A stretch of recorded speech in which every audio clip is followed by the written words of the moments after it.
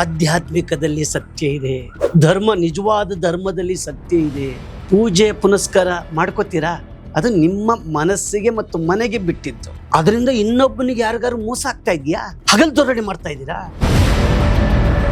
ನನ್ನ ಧರ್ಮದಲ್ಲಿ ನನ್ನಿಂದ ಇನ್ನೊಬ್ರಿಗೆ ಮೋಸ ಆಗ್ಬಾರ್ದು, ನಮ್ಮವರಿಂದ ಇನ್ನೊಬ್ರಿಗೆ ಮೋಸ ಆಗ್ಬಾರ್ದು.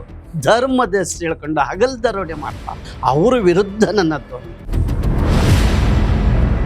ತ್ರಿವಿಧ ದಾಸೋಹಿಯನ್ನು ಇಡೀ ರಾಜ್ಯ, ದೇಶ, ರಾಷ್ಟ್ರಕ್ಕೆ, ಪ್ರಪಂಚಕ್ಕೆ ಮೊದಲು ಪರಿಚಯ ಮಾಡಿದ್ದು ನಮ್ಮ ಸ್ವಾಮೀಜಿ ಸಿದ್ಧಗಂಗಾ ಶಿವಕುಮಾರ ಸ್ವಾಮೀಜಿಗಳು. ಮರೆಯಕ್ಕಾಗತ್ತಾ? ಇಲ್ವ? ದೊಡ್ಡ ದೊಡ್ಡ ವ್ಯಕ್ತಿಗಳು ಇವ್ರನ್ನ ಯಾರು ಅನ್ನಕ್ಕಾಗುತ್ತೇನ್ರಿ? ನೀವು ಕೊಡಲ್ಲ, ಹಿಂದ್ಗಡೆ ಮಾತಾಡ್ತೀರಿ. ಬನ್ನಿ ಪ್ರಾಕ್ಟಿಕಲ್ ಆಗಿ.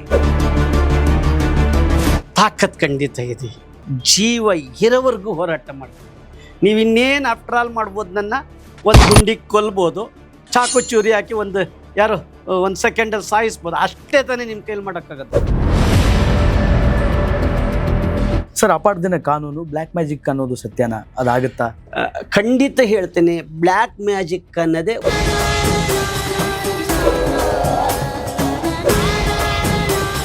ಖಂಡಿತ ನಮ್ಮ ಮನಸ್ಸೇ ಪರಿಶುದ್ಧ ಇಲ್ಲ. ಮನುಷ್ಯನಿಗೆ ಈ ದುರಾಸೆ ಇದೆಯಲ್ಲ, ಲೋಭಿತನ ಇದೆಯಲ್ಲ, ಎಲ್ಲೆಲ್ಗೂ ಕರ್ಕೊಂಡೋಗ್ಬಿಡುತ್ತೆ. ಇವತ್ತು ನಾನು ಮಾತಾಡ್ತಾ ಇರೋ ಸುಳ್ಳಾಗ್ಬೋದು, ನಾಳೆ ಸತ್ಯ ಆಗ್ಬೋದು, ಅಥವಾ ಇವತ್ತು ಸತ್ಯ ಇರ್ಬೋದು, ನಾಳೆ ಸುಳ್ಳಾಗ್ಬೋದು. ಅಕಾರ್ಡಿಂಗ್ ಟು ಹುಲಿಕಲ್ ನಟರಾಜ್, ದೇವರು ಅಂದ್ರೆ ಏನು, ದೇವರ ಆಚರಣೆ ಅಂದ್ರೆ ಏನು?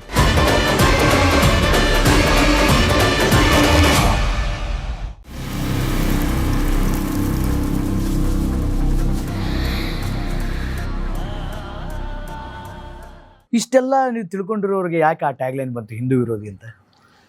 ಇದ್ದೇ ಇರ್ತಾರೆ. ಅಂದ್ರೆ ನೀವು ಸಾತ್ವಿಕ ಜೀವರಾಶಿಗಳ ತಂಟೆಕಂತೂ ಹೋಗಿಲ್ಲ. ಖಂಡಿತ ಜಪ ತಪ ಒಳ್ಳೆ ಉಪನ್ಯಾಸ ಉಪದೇಶ ಕೊಡೋರ್ ತಂಟೆಗೆ ಹೋಗಿಲ್ಲ.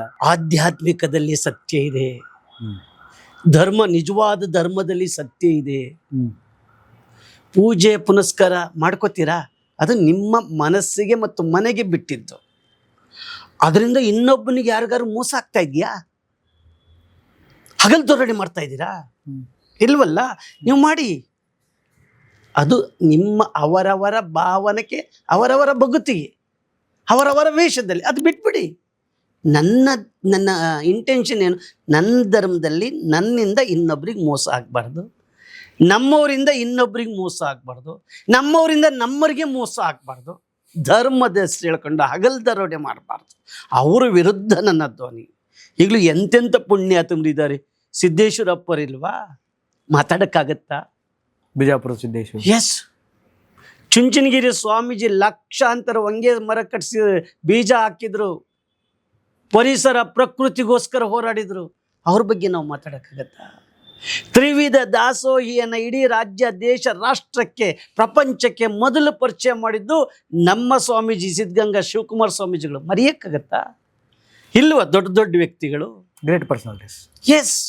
ಇವ್ರನ್ನ ಯಾರು ಅನ್ನಕ್ಕಾಗುತ್ತೇನ್ರಿ? ಆ ಧರ್ಮದ ಲೇಪನ ಹಾಕೊಂಡು ಮೋಸ ಮಾಡುವವರ ವಿರುದ್ಧ ನನ್ನ ಧ್ವನಿ. ಇದನ್ನ ನಮ್ಮ ಹಿಂದೂ ಧರ್ಮ ಅಂತ ಹೇಳ್ಕೊಂಡು, ಹಿಂದೂ ರಕ್ಷಕರು ಅಂತ ಹೇಳ್ಕೊಂಡು ನಮ್ಮನ್ನ ದ್ವೇಷ ಮಾಡ್ತೀವಿ. ನೀವು ಅರ್ಥ ಮಾಡ್ಕೊಳ್ಳಿ ಮೊದಲು. ಬನ್ನಿ, ಆ ಧರ್ಮದಲ್ಲಿ ಎಲ್ಲೆಲ್ಲಿದೆ ಕೊಡಿ ನನಗೆ. ಮೋಸ ಮಾಡೋರು ಯಾರ್ಯಾರಿದ್ದಾರೆ ಕೊಡಿ.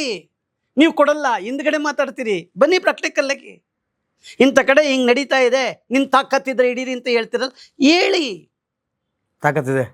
ತಾಕತ್ ಖಂಡಿತ ಇದೆ. ಹೋರಾಟ ಮಾಡ್ತೀನಿ. ಜೀವ ಇರೋವರೆಗೂ ಹೋರಾಟ ಮಾಡ್ತೀನಿ. ನೀವು ಇನ್ನೇನು ಆಫ್ಟರ್ ಆಲ್ ಮಾಡ್ಬೋದು, ನನ್ನ ಒಂದು ಗುಂಡಿಗೆ ಕೊಲ್ಬೋದು, ಚಾಕು ಚೂರಿ ಹಾಕಿ ಒಂದು ಸೆಕೆಂಡಲ್ಲಿ ಸಾಯಿಸ್ಬೋದು. ಅಷ್ಟೇ ತಾನೇ ನಿಮ್ಮ ಕೈಲಿ ಮಾಡೋಕ್ಕಾಗೋದು. ಬಂದಿದ್ದೇನೆ ಸರ್ ಆ ಥರ ಥ್ರೆಟ್ಸು? ನಾನ್ ವಾರಂಟು ಅಲ್ಲ, ಆ ಥರ ಥ್ರೆಟ್ಸ್ ಬಂದಿದ್ದೇನಾ? ಸಾಕಷ್ಟು ಬಂದಿದೆ ಸರ್. ಹಾಸನದಲ್ಲಿ ಒಬ್ಬ ಚಿಕ್ಕ ಹುಡುಗ, ನಿಮಗಿಂತ ಚಿಕ್ಕ ಹುಡುಗ, ಅವನು ಯಾರೋ ಒಬ್ಬ ಹೇಳ್ತಾನೆ, ನಿನ್ನ ಕೂದಲು ಕೊಡು, ನಿನ್ನ ಮಣ್ಣು ಕೊಡು, ನಿನ್ನ ಬಟ್ಟೆ ಕೊಡು, ನಿನ್ನ ಇಲ್ದಂಗೆ ಮಾಡ್ಬಿಡ್ತೀನಿ. ಅಥರ್ವರ್ಣ ವೇದದಲ್ಲಿ ಮಾಟ ಮಂತ್ರ ಎಲ್ಲ ಇದೆ. ನೀವು ಹೇಳೋದೆಲ್ಲ ಸುಳ್ಳು. ನೀವು ಪ್ರಚಾರಕ್ಕೋಸ್ಕರ ಬರ್ತೀರಿ, ಕಳಿಸಿ ನಿಮ್ಮ ಬಟ್ಟೆ ಅಂದವ. ಕೋವಿಡ್ ಕಾಲದಲ್ಲಿ ನಾನು ಹೇಳಿದೆ, ನಿಮಗೆ ಕೇಳಿದ? ನನಗೆ ಯೂಟ್ಯೂಬಲ್ಲಿ ನನ್ನ ಬಟ್ಟೆ ಎಲ್ಲಪ್ಪ ನಾನೇ ಬರ್ತೀನಿ ನಿಮ್ಮ ಮನೆಗೆ ಅಂದೆ. ಪೊಲೀಸ್ ಸ್ಟೇಷನ್ಗೆ ಹೋದಾಗ ಏನ್ ಹೇಳಿದ್ರು, ಅಲ್ಲಿ ನವೀನ್ ಅಂತ ಸರ್ಕಲ್ ಇನ್ಸ್ಪೆಕ್ಟರ್ ಲೆಟರ್ ಕೊಟ್ಟೆ, ಸರ್ ಇಲ್ಲಿಂದ ಅಲ್ಲಿಗೆ ಹೋಗಂಗಿಲ್ಲ ಕೋವಿಡ್ ಸರ್. ಮತ್ತೆ ಅದೇ ಮೀಡಿಯಾದಲ್ಲೇ ಚಾಲೆಂಜ್ ಮಾಡಿದೆ, ಕಳಿಸ್ತೀನಿ ನೋಡು ತಗೋ, ಎಲ್ಲಿ ಕಳಿಸ್ಬೇಕು, ರಿಜಿಸ್ಟರ್ ಪೋಸ್ಟ್. ಬ್ಲ್ಯಾಕ್ ಮ್ಯಾಜಿಕ್ ನಡೆಯುತ್ತೆ ಅಂತ ಒಪ್ಕೊಳ್ತಾ ಇದೀಯ ನೀನು, ಆದರೆ ಮೌಢ್ಯತೆ ಪ್ರತಿಬಂಧ ಕಾಯ್ದೆ ಪ್ರಕಾರ ಅದು ನಡೆಯಲ್ಲ, ಕಾನೂನಾತ್ಮಕವಾಗಿ ನಡೆಯಲ್ಲ, ನಿನ್ನ ತಾಕತ್ತಿದ್ದು ನನ್ನ ಮೇಲೆ ಮಾಡು ಅಂತ ಹೇಳಿ ಚಾಲೆಂಜಿಂಗ್ ತಗೊಂಡೆ. ಆಗ ಆ ಲಾಯರ್ಗಳಿಂದ ಒಂದು ಸಮಜಾಯಿಷಿ ಪತ್ರ ಕಳಿಸ್ದ, ಮತ್ತೆ ಅದನ್ನು ಟಿ ವಿಲಿ ಹಾಕ್ದೆ, ತಪ್ಪೊಪ್ಕೊಂಡ. ಕಾನೂನಾತ್ಮಕ ಅಡಿಯಲ್ಲಿ ಬ್ಲ್ಯಾಕ್ ಮ್ಯಾಜಿಕ್ ನಡೆಯಲ್ಲ, ಖಂಡಿತ ನಡೆಯಲ್ಲ ಸರ್. ಅಪಾರ್ಧನೆ ಕಾನೂನು ಬ್ಲ್ಯಾಕ್ ಮ್ಯಾಜಿಕ್ ಅನ್ನೋದು ಸತ್ಯನಾ, ಅದಾಗುತ್ತಾ? ಖಂಡಿತ ಹೇಳ್ತೇನೆ, ಬ್ಲ್ಯಾಕ್ ಮ್ಯಾಜಿಕ್ ಅನ್ನೋದೇ ಒಂದು ಬೋಗಸ್, ದುರ್ಬಲ ಮನಸ್ಸಿನ ಜನರನ್ನು ಎದುರಿಸಕ್ಕೆ ಮಾಡುವ ಒಂದು ತಂತ್ರ. ನಿಜವಾದ ಬ್ಲ್ಯಾಕ್ ಮ್ಯಾಜಿಕ್ ನಡೆಯುತ್ತೆ ಅನ್ನೋದಾದರೆ, ಇವತ್ತು ನಾನು ಬೆಳಕರಿಯೋದಾದರೆ ಅದನ್ನೆಲ್ಲ ತಿಳ್ಕೊಂಡಿದ್ದೀನಲ್ಲ, ಪ್ರಧಾನಮಂತ್ರಿ ಆಗ್ಬಿಡ್ಬೋದು. ಬೇಡ, ಬ್ಲ್ಯಾಕ್ ಮ್ಯಾಜಿಕ್ ನಡೆಯುತ್ತೆ, ಎಲ್ಲರ ಬೂಮ್ ಅಂತ ಹೇಳಿ ನಿರ್ನಾಮ ಮಾಡಿಬಿಡ್ಬೋದು. ಮಾಡಿ ನಾನು ನಿಂತ್ಕೊಳ್ಬೋದು, ಅಥವಾ ಇನ್ಯಾರೋ ಜನ ನಿಂತ್ಕೋಬೋದು. ಈ ಬ್ಲ್ಯಾಕ್ ಮ್ಯಾಜಿಕ್ ಮಾಡ್ತಾರಲ್ಲ ಮಂತ್ರವಾದಿಗಳು, ತಂತ್ರವಾದಿಗಳು ಅಂತ ಹೇಳೋರು, ಅವ್ರು ಯಾಕ್ರಿ ಇನ್ನೂ ಹಂಗೆ ಇದ್ದಾರೆ? ಇವತ್ತು ಸೋಷಿಯಲ್ ಮೀಡಿಯಾ ಬೆಳೆದಂಗೆ ಜಾಸ್ತಿ ಆಗ್ತಾ ಇದೆ ಮೌಢ್ಯತೆ, ವಿಜ್ಞಾನ ತಂತ್ರಜ್ಞಾನ ಬೆಳೆದಂಗೆ ಜಾಸ್ತಿ ಆಗ್ತಾ ಇದೆ. ಇವತ್ತು ಅದರಿಂದ ಎಫೆಕ್ಟ್ ಆದವ್ರನ್ನ ನಾವು ನೋಡ್ತೀವಲ್ಲ ಸರ್ ಸಮಾಜದಲ್ಲಿ, ಅದಕ್ಕೆ ಏನ್ ರೀಸನ್? ಮಾನಸಿಕವಾಗಿ ನೀವು ದುರ್ಬಲರಾಗ್ತಾ ಇದ್ದೀರಿ, ಪ್ರತಿಯೊಬ್ಬರು. ಈಗ ನನಗೆ ಆ ಮಾನಸಿಕ ದುರ್ಬಲತೆಗೂ ಆ ಬ್ಲ್ಯಾಕ್ ಮ್ಯಾಜಿಕ್ ಕಾರಣನಾ, ಅಥವಾ ಇಲ್ಲ ಅವರೇ ಕಾರಣ. ಈಗ ಒಂದು ದೇವಸ್ಥಾನ ಕಟ್ಟಿದ್ಯಾರು ನಾವೇ, ಮೂರ್ತಿ ಕೆತ್ತಿದ್ಯಾರು ನಾವೇ, ಪೂಜೆ ಮಾಡೋರು ಯಾರು ನಾವೇ, ನಂಬಿರೋರು ಯಾರು ನಾವೇ. ಕೋವಿಡ್ ಕಾಲದಲ್ಲಿ ನಾವು ಯಾಕೆ ಬೀಗ ಹಾಕಿದ್ವಿ? ದರ್ಗಾಗೆ ಹಾಕಿದ್ವಿ, ಚರ್ಚ್ಗೆ ಹಾಕಿದ್ವಿ, ದೇವಸ್ಥಾನಕ್ಕೆ ಹಾಕಿದ್ವಿ. ಯಾಕೆ ಹಾಕಿದ್ವಿ? ಇಷ್ಟು ವರ್ಷ ದೇವರೇ ಅಲ್ಲ ಏಸು ಅಂತ ಹೇಳಿ ಕೇಳ್ಕೊಂಬಂದ್ವಲ್ಲ, ದೇವರೇ ಕಾಪಾಡು ಅಂತ ಹೇಳಿದ್ವಲ್ಲ, ಬೀಗ ಯಾಕೆ ಹಾಕಿದ್ವಿ? ಅದಕ್ಕೆ ಹೇಳ್ತಾರೆ ಎಲ್ಲರೂ ಓದ್ಬಿಟ್ರೆ ಕಾಯಿಲೆ ಬಂದ್ಬಿಡುತ್ತೆ, ಹಾಗೆ ಬಂದ್ಬಿಡುತ್ತೆ, ಅದಕ್ಕೆ ನಿಲ್ಲಿಸ್ಬಿಟ್ವಿ. ಹಾಗಾದ್ರೆ ಎಲ್ಲರೂ ಓದಾಗ ಆ ದೇವರು, ಆ ಚರ್ಚು, ಅಲ್ಲ, ನೀವೆಲ್ಲ ಸುರಕ್ಷಿತವಾಗಿ ನಿಂತ ಒಂದು ಸಣ್ಣ ಕೀಟವನ್ನ ಹಿಂಗಂದು ನಾಶನ ಮಾಡ್ಬೋದಾಗಿತ್ತಲ್ಲ. ಯೋಚನೆ ಮಾಡಿ, ನಾಶನ ಮಾಡ್ಬೋದಾಗಿತ್ತಲ್ಲ. ಅಲ್ಲ, ದೇವರು ಈ ಕಲಿಯುಗದಲ್ಲಿ ನಮಗೆ ಅನುಗ್ರಹ ಮಾಡುವಷ್ಟು ಸಾತ್ವಿಕತೆ, ಒಳ್ಳೆತನ ನಮ್ಮಲ್ಲಿದೆ ಅಂತ ಅನ್ಸುತ್ತಾ ನಿಮಗೆ? ನೋಡಿ, ಅಂದ್ರೆ ಪರಮಾತ್ಮನ ದಟ್ಸ್ ಒಂದು extraordinary positive energy. That positive energy ಈ ಕಾಲದಲ್ಲಿ ಎಕ್ಸಿಕ್ಯೂಟ್ ಆಗೋದಕ್ಕೆ ನಾವು ಅಷ್ಟು ಪರಿಶುದ್ಧವಾಗಿದ್ದೀವಿ ಅಂತ ಅನ್ಸುತ್ತಾ? ಖಂಡಿತ ನಮ್ಮ ಮನಸ್ಸೇ ಪರಿಶುದ್ಧ ಇಲ್ಲ. ಬರ್ತಾನೆ ದೇವ್ರ ಹೆಂಗ್ ಬರ್ತಾನೆ? ದೇವ್ರ ಹೆಂಗ್ ಬರ್ತಾನೆ? ಅದೇ ನಾವು ದೇವರು ಆಗಬೇಕು ಅನ್ನೋ ಕಾರಣಕ್ಕೆ ವಿ ಆರ್ ಗೋಯಿಂಗ್ ಟು ಮಸೀದ್, we are going to one thing, we are going to a temple. ವೈದ್ಯ ಕೋವಿಡ್ ಬಂದಿದ್ದು ನಮ್ಮಿಂದನೇ, ಕೋವಿಡ್ ಹೋಗಿದ್ದು ನಾವೇ, ಕಳಿಸಿದ್ದೆ ನಾವೇ. ನಮಗೆ ಒಂದು ಸಮಾಧಾನ ಬೇಕಾಗಿದೆ ಈ ಮನಸ್ಸಿಗೆ, ದೇವರ ಸೃಷ್ಟಿಯು ನಾವೇ, ನಮ್ಮ ಸಮಾಧಾನಕ್ಕೆ, ನಮ್ಮ ನೆಮ್ಮದಿಗೆ. ಆದರೆ ಇದನ್ನು ಮೀರಿ ಅಗಾಧವಾದ ಬ್ರಹ್ಮಾಂಡ ಅಂತ ಹೇಳ್ತೀವಲ್ಲ, ಪ್ರಕೃತಿ ಅಂತ ಹೇಳ್ತೀವಲ್ಲ, ಆ ಶಕ್ತಿ ಇದೆ, ಯೂನಿವರ್ಸ್ ಇದೆ, ಪಾಸಿಟಿವ್ ಎನರ್ಜಿ ಇದೆ. ಅದಕ್ಕೆ ನಾವು ತಲೆಬಾಗು. ಅದಿರಲಿಲ್ಲ ಅಂದರೆ ನಾವು ಒಂದು ಸಣ್ಣ ಕೀಟನೂ ಅಲ್ಲ, ಇಷ್ಟಿದ್ದೆ. ಈಗ ಇಷ್ಟು ಸೈನ್ಸ್ ಬೆಳೆಸಿ, ಇನ್ನೂ ಸೈನ್ಸ್ ಬೆಳೆಸಿರೋದು ಒಂದು ಕಣ ಅಷ್ಟೇ. ಇನ್ನು ಹೆವಿ ಸೈನ್ಸ್ ಬೆಳೆದು ಬಿಟ್ರೆ ಸಾವು ಅನ್ನೋದು ಒಂದು ಡಿಸೀಸ್ ಆಗ್ಬಿಡುತ್ತೆ ಇನ್ನು ಕಂಟಿನ್ಯೂಸ್ ಆಗಿ. ಎಸ್, ನಾವೆಲ್ಲ ಬದುಕಿರ್ತೀವಿ ಬೇಕಾರೆ, ಈಗಲ್ಲ, ಇನ್ನು ಮುಂದಿನ ಜನರೇಷನ್. ಯೋಚನೆ ಮಾಡಿ, ಊಟದ ಬದಲು ಮಾತ್ರೆಗಳು ಬರ್ತವೆ. ಆಕ್ಸಿಜನ್ ದೇವ್ರು ಕೊಟ್ಟಿದ್ದಾನೆ, ಈಗ ಪ್ರಕೃತಿನ ದೇವ್ರು ಕೊಟ್ಟಿದ್ದಾನೆ. ಬುಟ್ಟಿಗಳು ಕಟ್ಕೋತೀವಿ ನಾವು, ಸಿಲಿಂಡರ್ ತಿರುಗಬೇಕು ಆ ಲೆವೆಲ್ಗೆ. ನಮ್ಮ ಮಿಸಸ್ ಯಾವಾಗಲೂ ಹೇಳ್ತಾ ಇರ್ತಾರೆ, 20 ವರ್ಷದಿಂದ ಇದು ಮಾತಾಡ್ತಾ ಇದ್ರಿ ನೀವು ಅಂತ. ಏನಂತ? ಮುಂದೊಂದು ದಿನ ಅನ್ನ ತೂಕ ಮಾಡುವ ಕಾಲ ಬರುತ್ತೆ ಕಣಿರ ಹುಚ್ಚಪ್ಪಗಳಿರ ಅಂತ ಹಿಂದೆ ಕಾಲಜ್ಞಾನಿಗಳು ಹೇಳ್ತಿದ್ರು. ನಾನು ಹೇಳ್ತಿದ್ದೆ, ಮುಂದೊಂದು ದಿನ ಆಕ್ಸಿಜನ್ ಬುಟ್ಟಿಗಳನ್ನು ಕಟ್ಟಿಕೊಳ್ಳುವ ಕಾಲ ಬರುತ್ತೆ,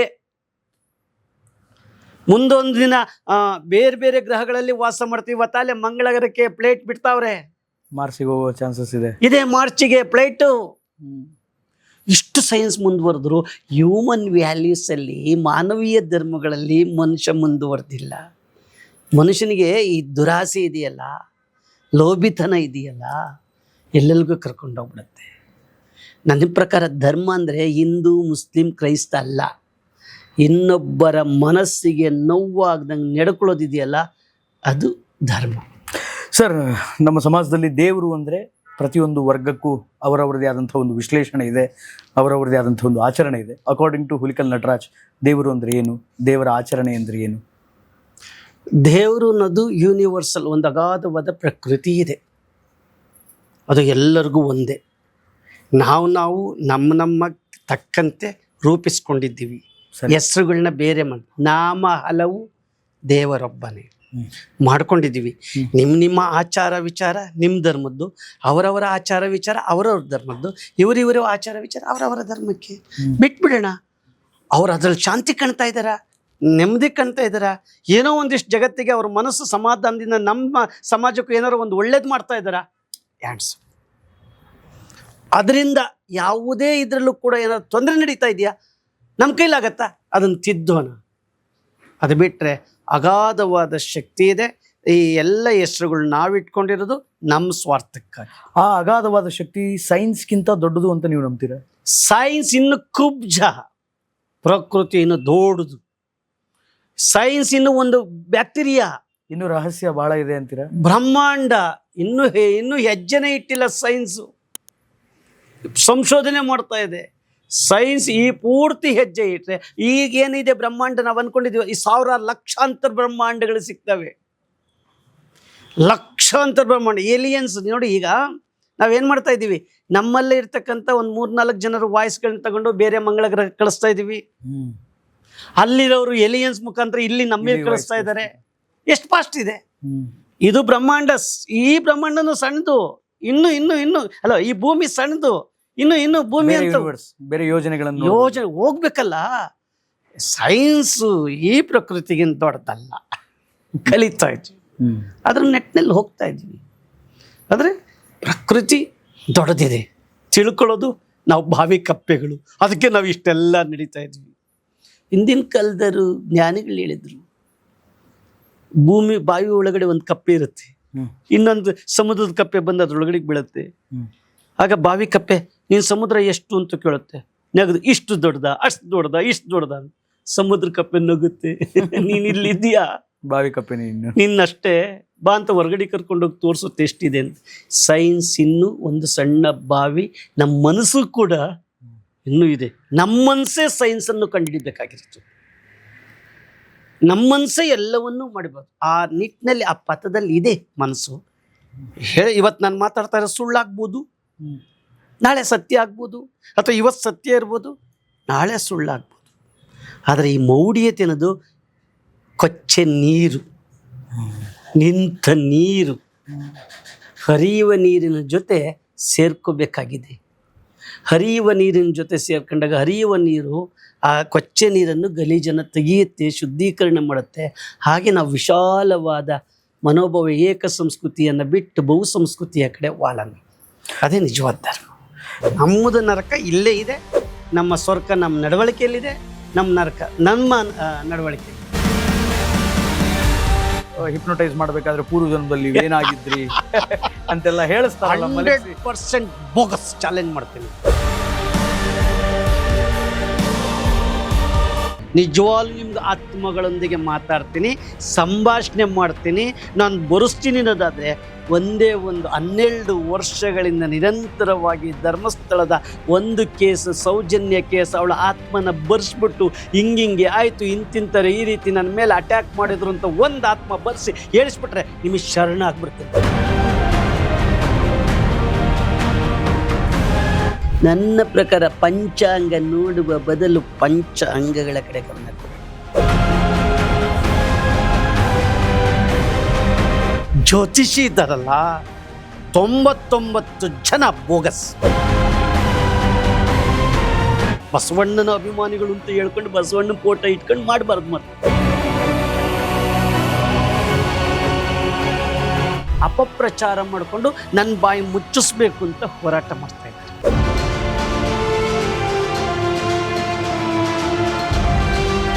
ಹುಣಸೆ ಮರದ ಕೆಳಗಡೆ ಹೋಗಿದ್ರೆ ದೆವ್ವ ಇದೆ,